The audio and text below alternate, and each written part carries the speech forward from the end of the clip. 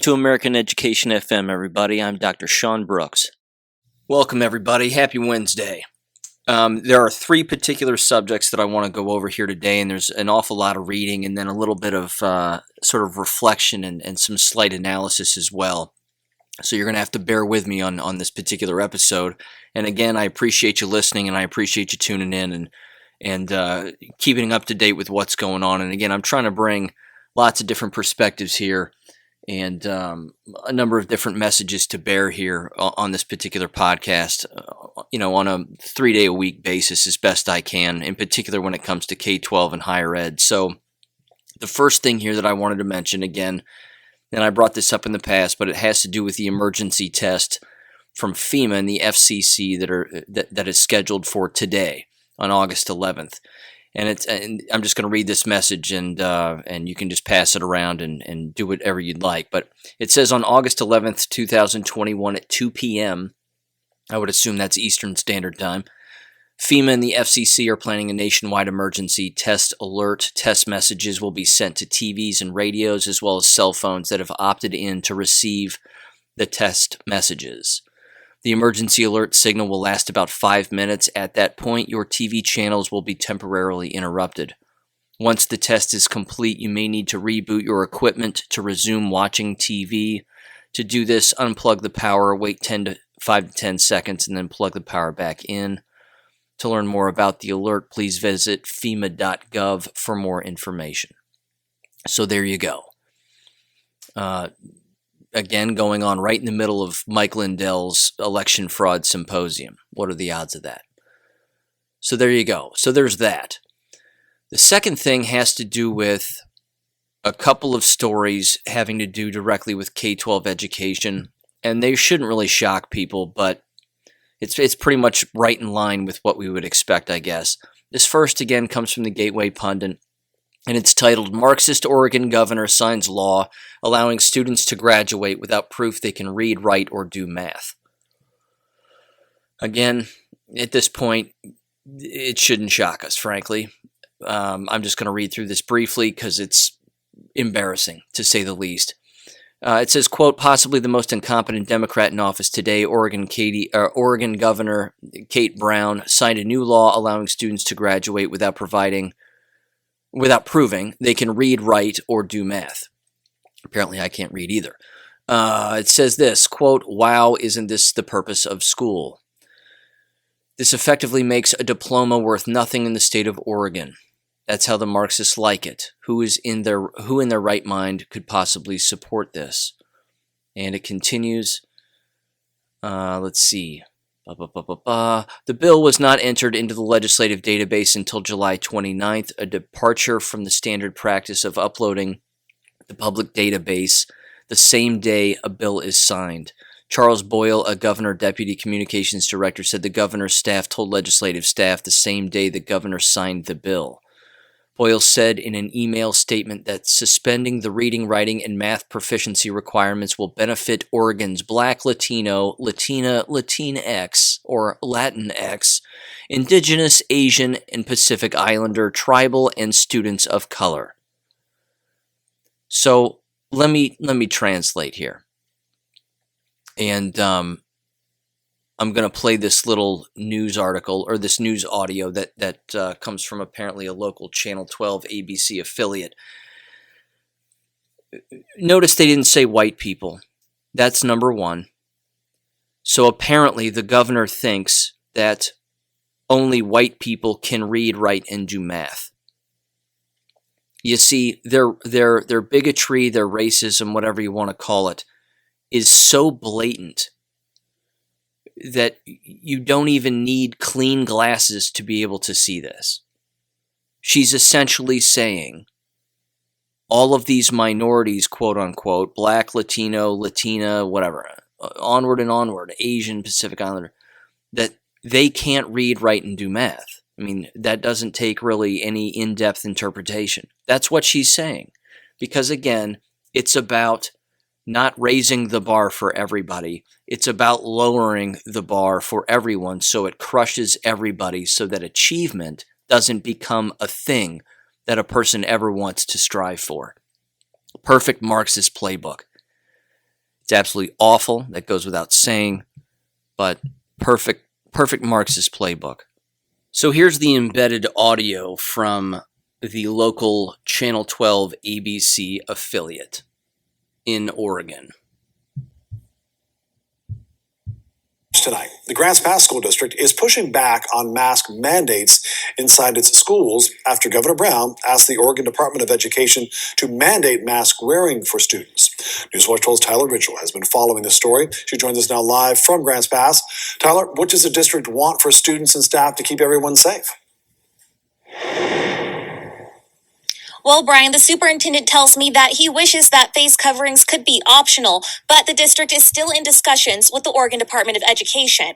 Now, many parents believe COVID guidance should be handled on the local level, but one parent has a word of advice to parents in her same position. I would say to be open-minded, to take in, all the facts, because I think a lot of times, there's a lot of misinformation out there. Another parent also believes not all data is being taken into account. That this really should be left up to the local level, that local governments, that local district leaders are fully capable of making these decisions. He adds the overreach and fines need to stop. As of right now, the fee is $500 a day for schools who don't follow the mask recommendation. But for now, reporting live in Grants Pass, Tyler Ritchell, Newswatch 12. What an embarrassment. What an absolute embarrassment. All of them. Everybody in that entire piece, regardless of their stance. The entire thing it's just embarrassing. The malaise in their voices, it should be up to the local level. I'm going to go back and take a nap. Yeah. It should always be at the local level. That's the point. That's the entire point. It's always the point. And fining people for not wearing masks, the fascism cannot be, whatever you want to call it, communism, Marxism, it's all heads on the same snake. It can't be more obvious. So to just keep sending your children to this, again, you're normalizing that behavior in them so that when they become adults, they become good little compliant slaves. That's the point. Get them while they're young, Lenin said, and we'll have them for a lifetime. Yikes. On a brighter note, here are two more positive things, although this next thing I would have taken a step further. So here it goes. Florida Governor DeSantis threatens to withhold salaries of superintendents, school board members who defy mask mandate ban. Ron DeSantis said he would withhold the salaries of superintendents and school board members in a statement to CBS Miami. Quote, with respect to enforcing any financial consequences for noncompliance of state law regarding these rules and ultimately the rights of parents to make decisions about their child's education and healthcare decisions, it would be the goal of the State Board of Education to narrowly tailor any financial consequences to the offense committed. For example, the State Board of Education could move to withhold the salary. See, could. It says the word could. So he's basically giving the State Board of Education in Florida the option to do this. For example, the State Board could move to withhold the salary of a district superintendent or school board member as narrowly tailored means to address the decision makers who led to the violation of law. Education funding is intended to benefit students first and foremost, not systems. The governor's priorities are protecting parents' rights and ensuring that every student has access to a high-quality education that meets their unique needs. A couple of weeks ago, Ron DeSantis signed an executive order banning mask mandates for students. In Florida, there will be no lockdowns, there will be no school closures, there will be no restrictions and no mandates in the state of Florida, DeSantis said to Cheers last month. I want to see my kids smiling. I want them having fun, DeSantis said. Okay. I would have taken this a step further, and here's where I would have taken it. And I put this on Gab.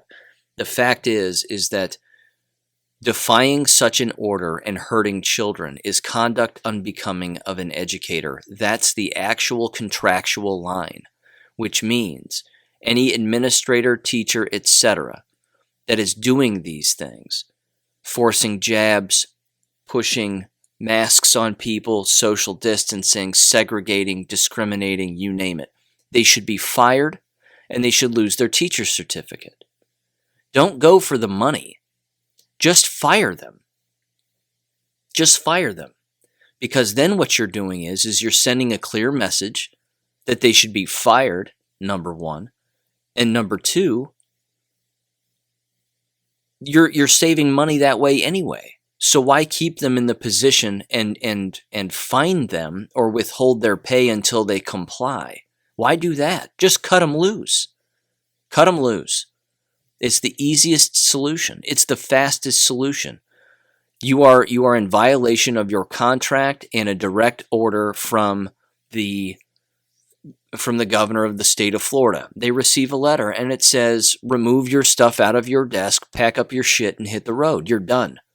And a full investigation is being sent to the State Department of Education in Florida to put sanctions on top of or restrictions on top of your teaching certificate or administrative certificate, which will ultimately probably lead to the full removal of your certificate in the state of Florida.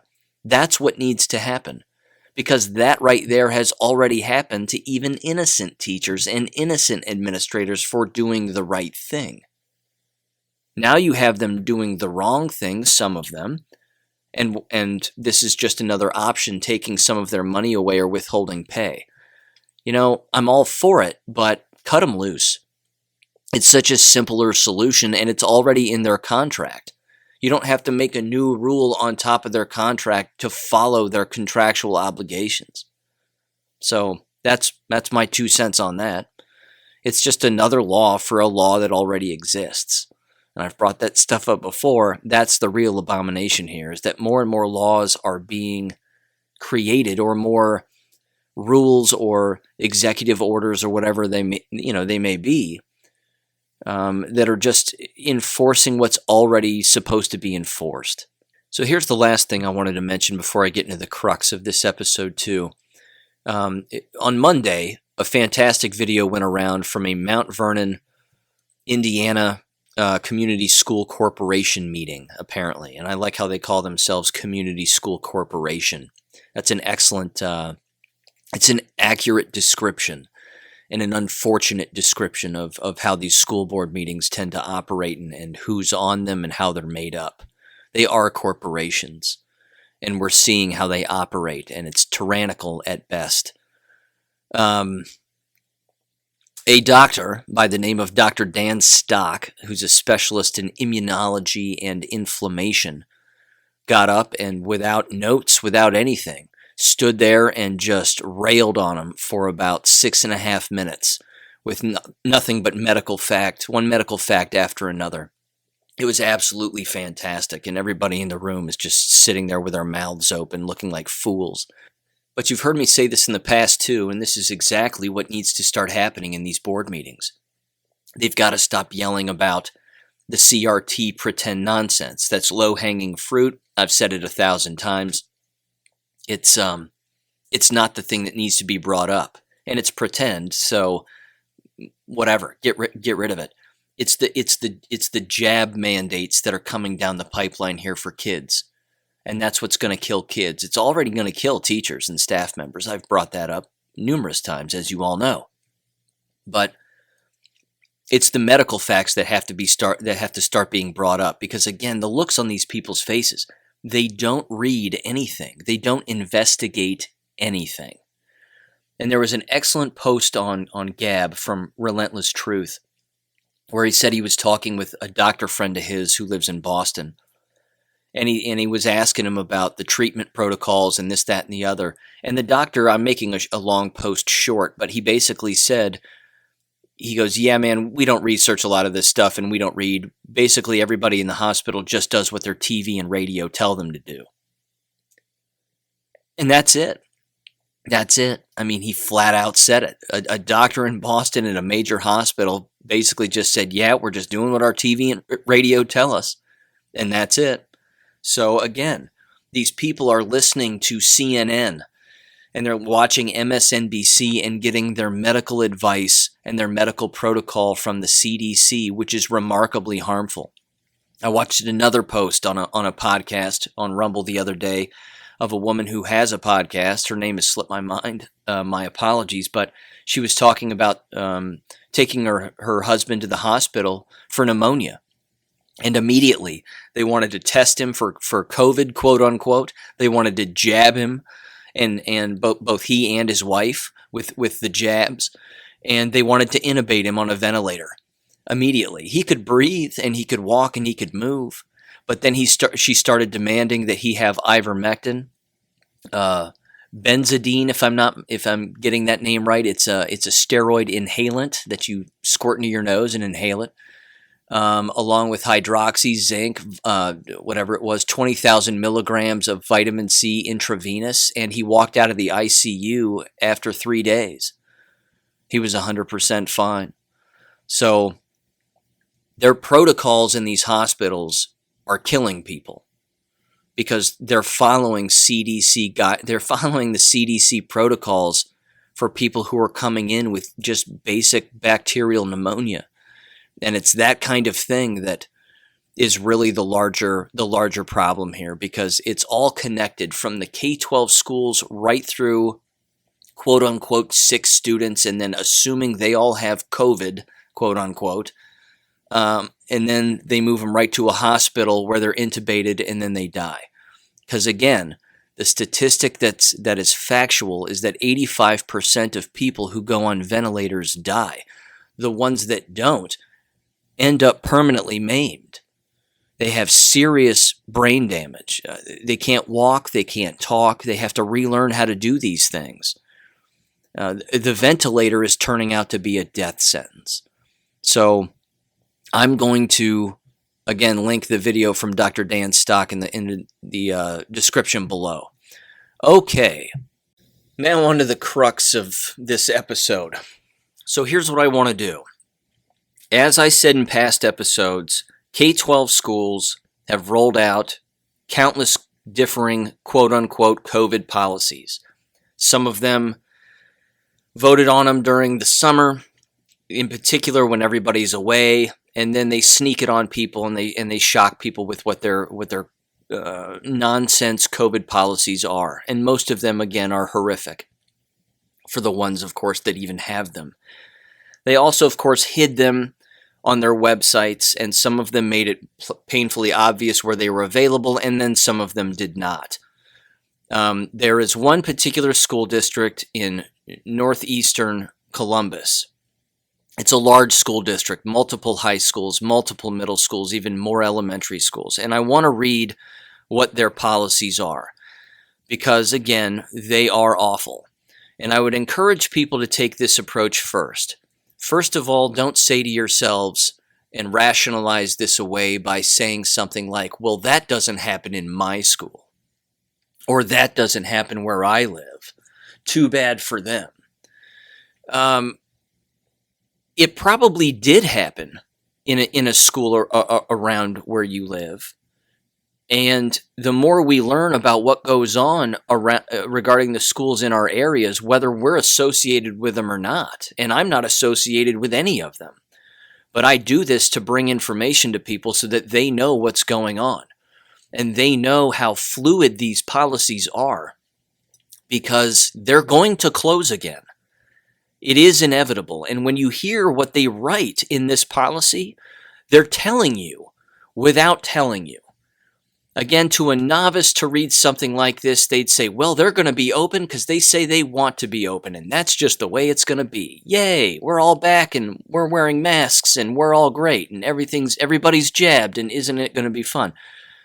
No, it's going to be a living nightmare. So I wouldn't say to yourselves, well, this isn't going on where I live. I would say this. You might not know that, number one. And number two, if you were wearing masks, or your school children or school students in your areas were wearing masks in the past, then you have already done this. You have already done this. Only now, this is rinse and repeat policy. And it's horrific. So again, this is the Westerville City Schools around Columbus, Ohio. This is their front page on their website, COVID policy. two things before I get into the actual document.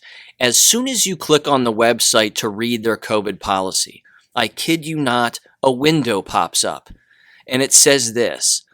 And you're going to recognize this if you've listened to episodes in the past. You're going to know exactly what this really means.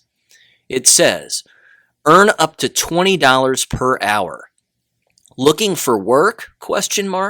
Westerville City Schools is now hiring student success coaches, substitute bus drivers, substitute custodians, food service workers, substitute food service workers, cafeteria recess aides, warehouse delivery drivers, and crossing guards.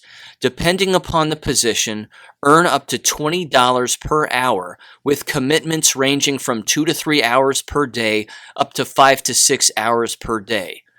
Visit their careers website to learn more and apply today. Unquote. Now, what does that mean really? It means that they know that people aren't going to work. It means that they know that there are countless people who have quit. They don't want to wear the masks. They don't want to be jabbed. Some of the smartest people I've met are some of the food service workers. I mean, they know what's going on. One of the smartest women I've ever met was the manager of the food service workers in a middle school where I used to work. We drank at the same bar from time to time. She was a biker. She was a tough chick. And she hated school policies and she hated the paperwork and she knew it was all garbage. I mean, she was completely based. And it was awesome. I loved her. And when I came in and talked to her once, we were talking about that kind of stuff. I was like, did I see you at that bar the other night? And she goes, yeah, I go there with my husband. We ride our Harleys there and blah, blah, blah. I mean, some of these people are they're smarter than half the teachers, for God's sakes. It's incredible. So some of these bus drivers, same thing. And of course, plenty of them are abusive too. I know that. But the point is that their own human resources department in this school district knows that, I mean, they know what's coming. I've talked about the succession planning that's taking place in countless human resources departments. That's happening here, and it's at face value. It's the first window that shows up on their website. So again, that's what's happening. And never before have they had a window like this on their website where they're pleading with people to earn money, part-time, full-time, potentially $20 an hour to do all of these different jobs because they know that people aren't going to show up.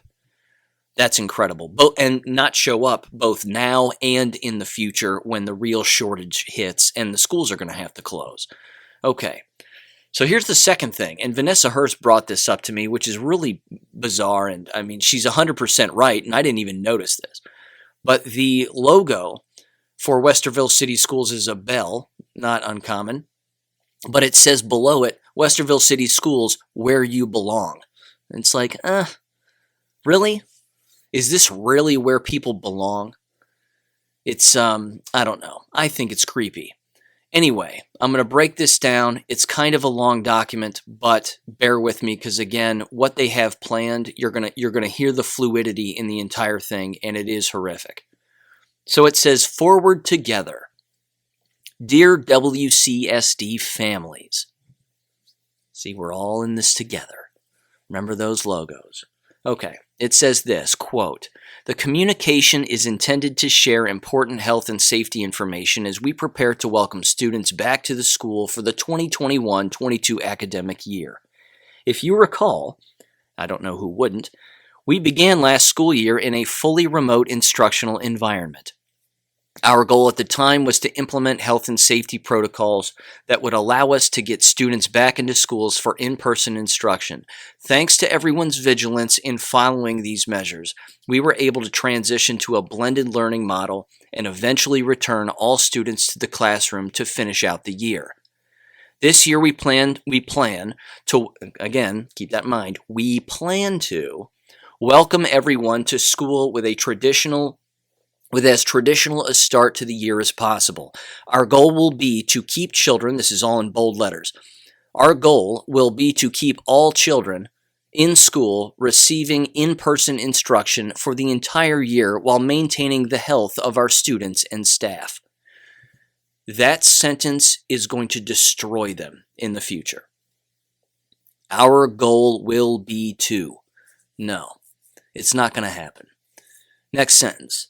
Once again, we will need everyone's continued vigilance in following the health and safety measures that are being put in place for the 21-22 school year.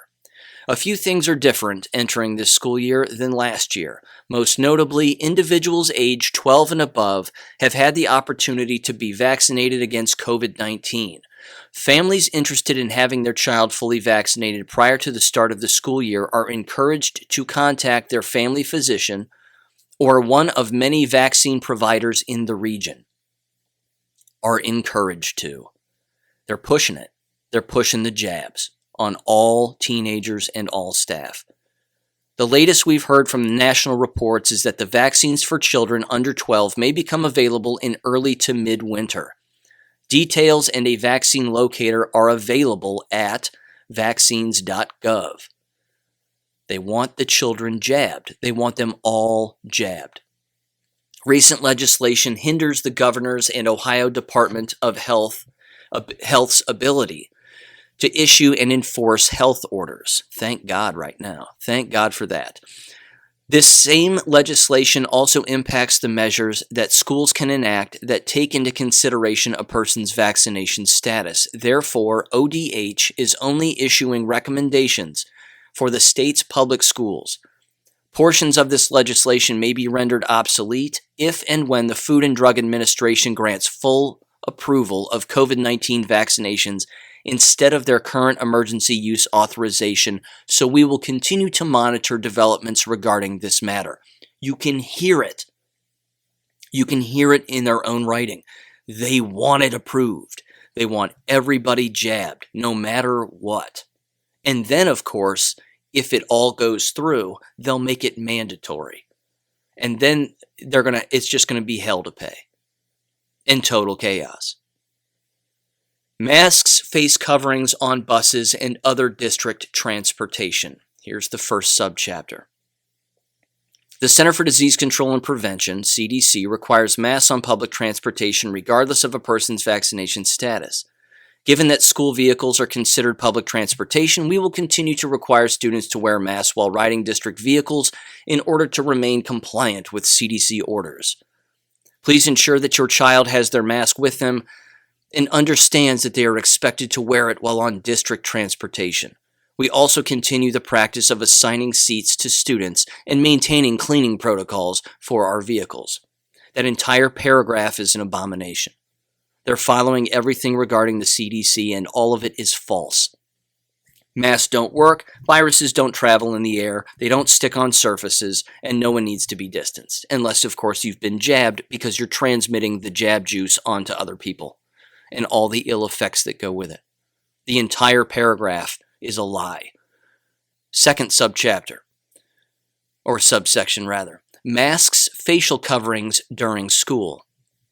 In a joint statement issued by Columbus Public Health and Franklin County Public Health, both entities strongly recommend schools follow CDC guidance on universal masking policies for students and staff regardless of their vaccination status.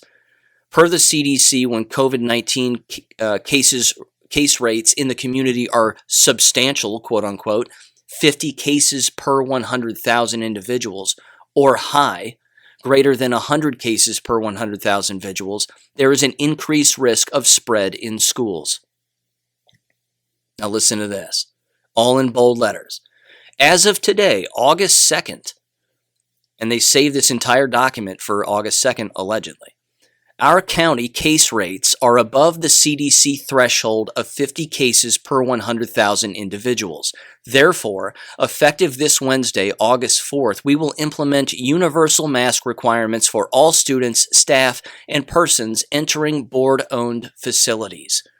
For classes and activities that take place outdoors, individuals will be permitted to remove their masks while maintaining appropriate physical distancing.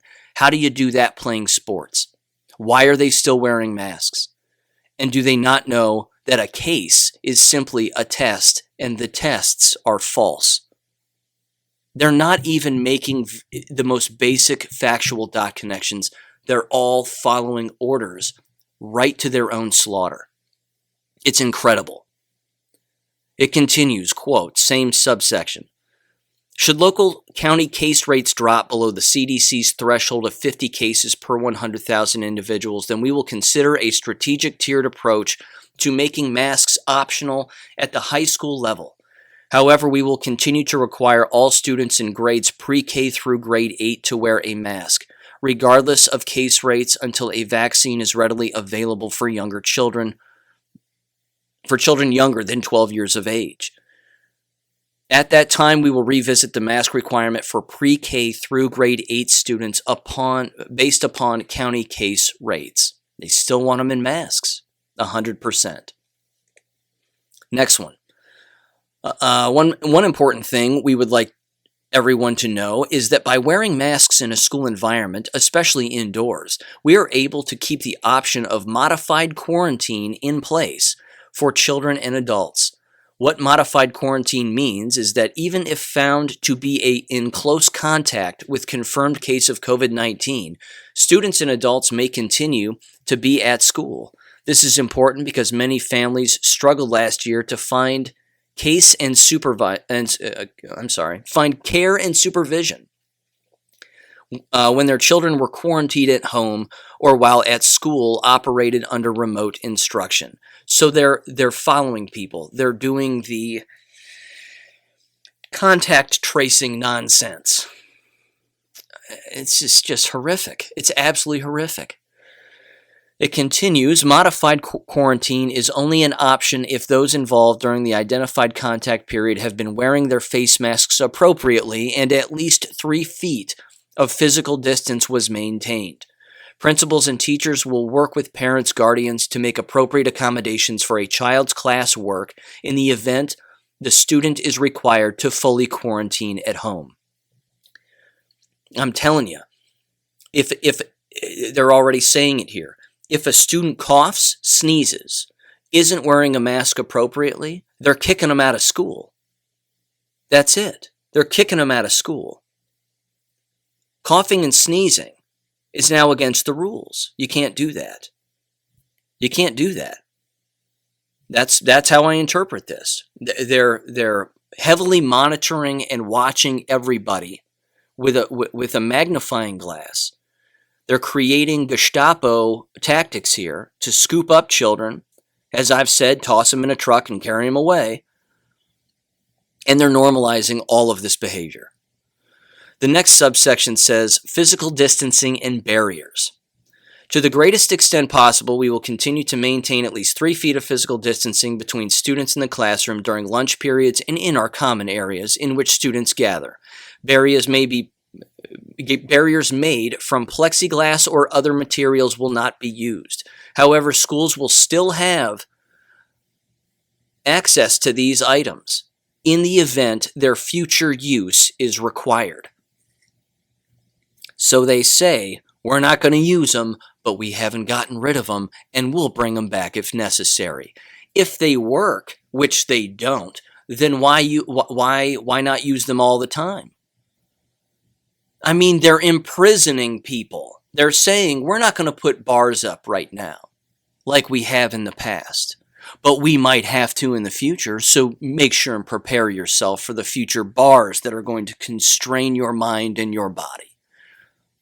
Again, every piece of literature that's ever been written or any research that's ever been conducted on how human beings teach and learn effectively has been thrown away. It's all been ignored. All of it. All of it. It's all gone. Special education is the next section. One sentence. The district will continue to provide special education services this school year according to each child's individualized education plan. Well, great. You're turning everybody into a special education student. So what's the difference? The next subsection says facility cleanliness. This is ridiculous. And listen to this one. We will continue facility cleaning protocols that were in place last year. Classrooms will continue to have additional cleaning supplies on hand, and sanitizer will remain accessible throughout our facilities. Resources shared among students, such as library books, headphones, manipulatives, etc., will continue to be cleaned and sanitized. They still believe that viruses travel on objects. And another little sort of proof in the pudding that this is a giant medical lie, that viruses travel on objects, ladies and gentlemen. Have you noticed that on the container of a set of Clorox bleach wipes, it says, quote, kills 99.9% of viruses and bacteria? Have we ever thought to ourselves that maybe it says that because viruses don't stick on surfaces whatsoever? So of course they're going to say 99.9% because the wipes aren't actually killing anything. Kill bacteria? Sure. But the second you wipe it down and the second it dries, bacteria shows up again. But viruses? No. No, they're just covering their bases to maintain the lie. This is awful. Next subsection, school health clinics. This will be rich. School nurses will continue to serve as a primary point of support for any students exhibiting COVID-19 symptoms. Students will be cared for in the designed health clinic areas, and families will be contacted as soon as possible if a child needs to be sent home from school for any reason. Again, coughing, sneezing, clearing your throat, wiping your nose, not wearing your mask appropriately, quote unquote, over your entire face. These are the my God in heaven. It's just, it's awful. It's awful. And the masks that they're going to have at their disposal to spread around and to use contain graphene oxide. The masks are harmful. It says on the boxes, again, does not work against all of these things. These people are illiterate, and they're hurting children. They're killing them. They're giving them countless health problems. Next subsection, athletics and other extracurricular activities. We intend to proceed with a full slate of fall sports and extracurriculars for students. Full slate, my fault. Well, they plan on it, which is hilarious. Or we intend is the word they use, which means it's fluid. It's all fluid. They'll snatch it away in the beat of a heart. In the beat of a swollen myocarditis, jab-filled heart. Camps practices are underway, and specific health and safety protocols have been communicated to participants and families. During athletic contests and or public performances involving spectators, at this time, masks remain optional for outdoor events but are strongly encouraged for unvaccinated individuals. Physical distancing of 6 feet between families will also be required for outdoor events activities. Masks and physical distancing of a minimum 3 feet will be required for attendees at indoor events. So let me get this straight. Students can play sports and be grabbing on each other and pulling and doing whatever, but everybody else has to be distanced and wearing masks, in particular the unjabbed. How does any of that equate? It doesn't. This is the lunacy that exists. I mean, these people are certifiable. It's that simple. Per the health department, student participants who are determined to have been in close contact with a confirmed case of COVID but who qualify for modified quarantine are vaccinated and asymptomatic will be permitted to continue participating in school and athletic extracurricular activities. Those who are not eligible for modified quarantine will be quarantined for 10 days, but may be moved to modified quarantine with proof of a negative COVID test after the first 5 days of quarantine. My God in heaven. Any changes or additional details regarding spectator audience requirements will be communicated as they are determined. Okay. My interpretation here is that modified quarantine means that they are isolating them in the school building. They're saying, well, you get to come here, but you basically have to sit in a room by yourself all day long. Because the quarantine for 10 days implies removal from the entire school, so you have to go home. I mean, here's what they're also trying to do from a psychological standpoint. They're trying to get students to hate their home environment also. They're trying to get them to want to be in school even when they're being abused. So, say, for example, a student is coughing or sneezing or not wearing their mask the way that the tyrants want them to, and they're sent home for 10 days, and they're not sick. Everything's fine. They take a faulty test, regardless of the outcome, doesn't matter. What student in their right mind would say to themselves, you know what? I hate being home for 10 days. I hate this. Only the ill mentally would say to themselves, wait a minute, I need to get back to school. I love school. School's incredible. Yes, they're abusing us, but well, that's policy now. And well, I just need to be there because that's where I need to be. Who would say that? Who would say that to themselves? It's outrageous. It's absolutely outrageous. But they're training these children to hate their homes and be reliant on the building to guide them. Think about that. Think about that. My God in heaven. The next subchapter says this, or subsection, monitoring local health data. Here we go. Here's the goon squad. Our core team, which is responsible for monitoring the latest health and safety guidance from medical authorities, continues to meet. As our school year proceeds, we will be tracking CDC county level data and local health data specific to our district boundaries through the COVID-19 analytics and targeted surveillance, CATS system. We will also monitor school-by-school attendance rates, confirmed COVID-19 cases, and quarantine rates. Keep in mind, to them and everybody else, a case is a positive faulty test, which has been removed from the FDA, and yet people are still doing it and relying on it. And the FDA is corrupt too. It continues. This information will be used to determine what health and safety measures should be enacted, such as requiring masks, facial coverings, transitioning to a blended or remote instructional model, etc. As mentioned before, one of the local benchmarks we will follow closely comes from the CDC and entails community case rates that increase the risk of transmission in schools. Ladies and gentlemen, with the jabbed dropping dead in the near future, they're going to keep testing these people. Every test is a case. Schools closing is an inevitability. It's an inevitability. They've boxed themselves in with all of these policies from a corrupt CDC, and they can't even see it. And they don't seem to even care.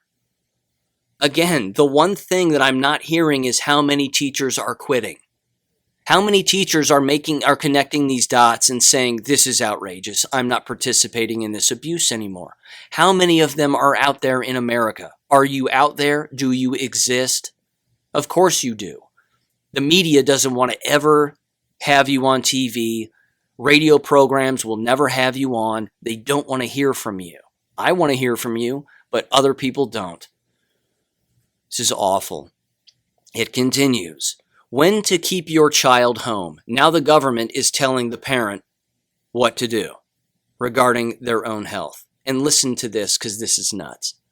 Students should stay home from school or school activities, or they may be sent home for the following reasons.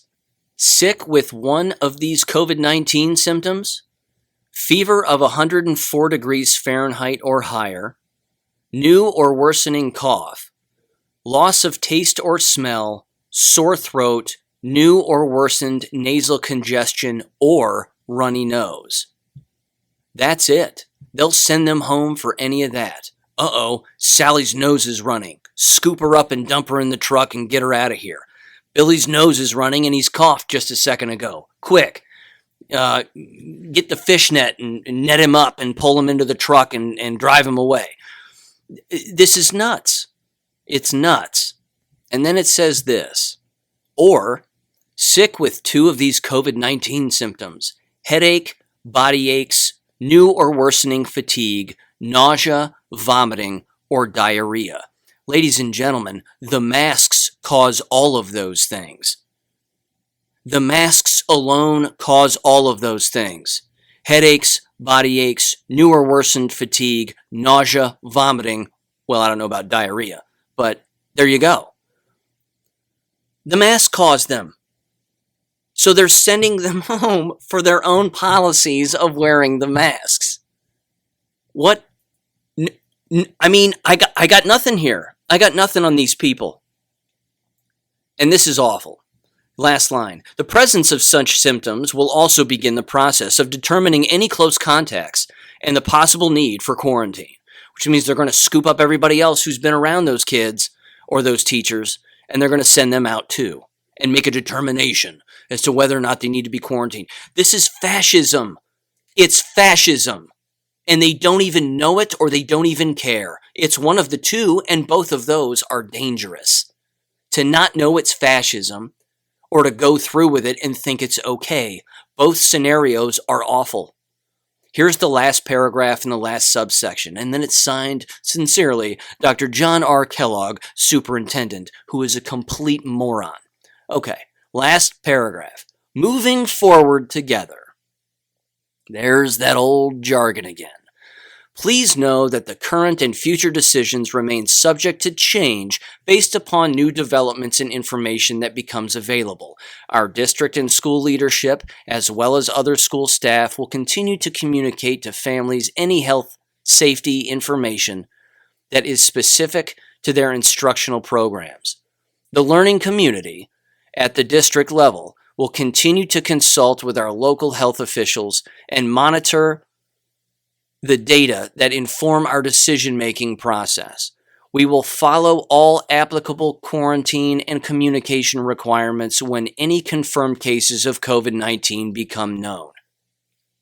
All of it's based on fraudulent tests. All of it's based on lies. All of the policies are lies. And he just said it right there in that one section. There's a few more sections here, but he just said it right there. It's all fluid, and we'll pull the hook as soon as we have to, and we probably will. Prior to the pandemic, our schools regularly provided accommodations for medically fragile students and or students who need additional instructional support due to their confirmed health conditions. We will continue this practice and provide additional support to those students whose health conditions create a need for these accommodations, particularly if their condition would be further compromised by COVID-19. If you have questions or need additional information, please contact your building principal.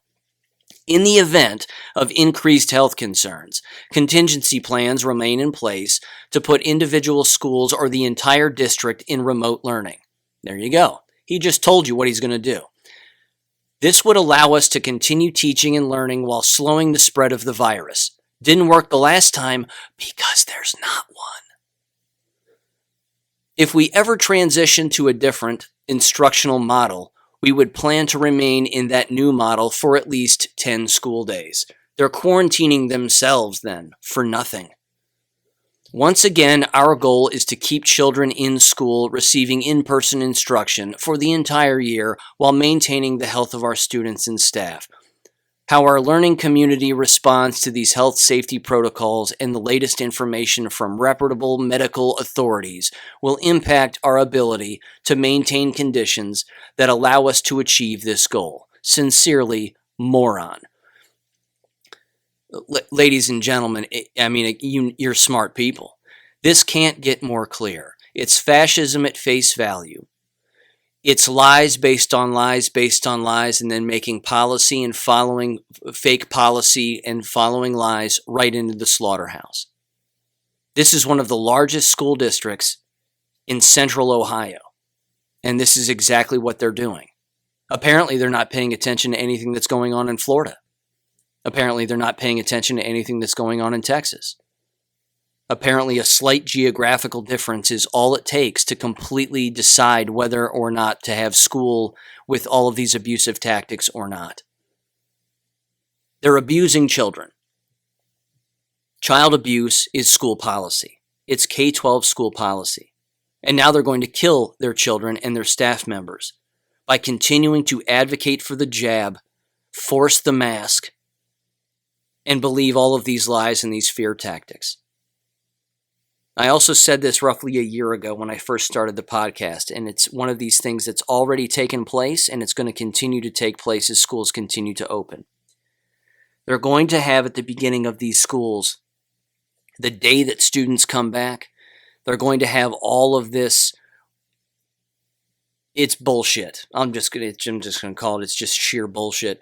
It's all of this we're in this together nonsense. Let's all high five each other, or let's all fist bump each other is what they'll do, or let's all elbow bump. Remember all that garbage that took place last year where you had lines of teachers lining up and they're all cheering their students for coming back, and everybody's masked up and everybody's psychologically damaged. And I mean, they're going to do all of this. Welcome back. It's so great to see everybody. It's so cool. I hope everybody's all right. I hope everybody's great. You can't see my mouth moving underneath this mask, but who cares? Blah, blah, blah. I'm a horrible person. Whatever. I'm not a teacher and I don't read anything. That's going to happen. It's the normalization of insanity. Again, these are not healthy environments, but to short-sight yourself or your family or the people around you by saying, well, that's not happening in our district. That's not happening at my child's school. Ladies and gentlemen, it's still happening. It's still happening. Just because mass executions aren't taking place in your backyard doesn't mean it's not happening somewhere. But this kind of policy is being normalized across the board. Countless states are doing just what this school is doing. And you need to be aware of that, whether you're involved or not. Again, I'm not involved. I don't work in these systems anymore. I don't teach there. I don't have children that go here. I don't have children. But I'm involved because I give a damn about what's going on here. And I know more about these policies than the parents who are sending their own children to the slaughterhouse. And that's the problem too. And I know more about these lies than the people who, of course, are blindly following these policies who work in these school districts. That should frighten everybody too. So again, it's not fear-mongering, it's awareness, it's vigilance, and I'm telling you, watch out for what's coming down the pipeline. They're not going to be able to avoid it. Closing schools is an inevitability. That website, nomaskforkids.com, is going to blow up this coming fall again. It just started last fall. There's hundreds of comments on there. Just within the course of a year, not everybody even knows about such websites or that such websites even exist. And there are numerous websites like that. Countless websites where individuals are reporting their adverse reactions that, of course, aren't being recorded by the CDC and that these school districts have no idea even exist. These are unhealthy environments from A to Z, period. I don't know what else I can say about it other than that. So that's one entire school district's policy. There it is. Now you know. Please stay tuned for Friday's episode. Hope to be talking to Vanessa Hurst shortly, and we're going to bring up a lot of different stuff, and we're going to be talking about a lot of different stuff. So it should be a great conversation, and I'll catch you on Friday. Thank you for listening to American Education FM. Make sure and check out AmericanEducationFM.com for more information. Take care and God bless.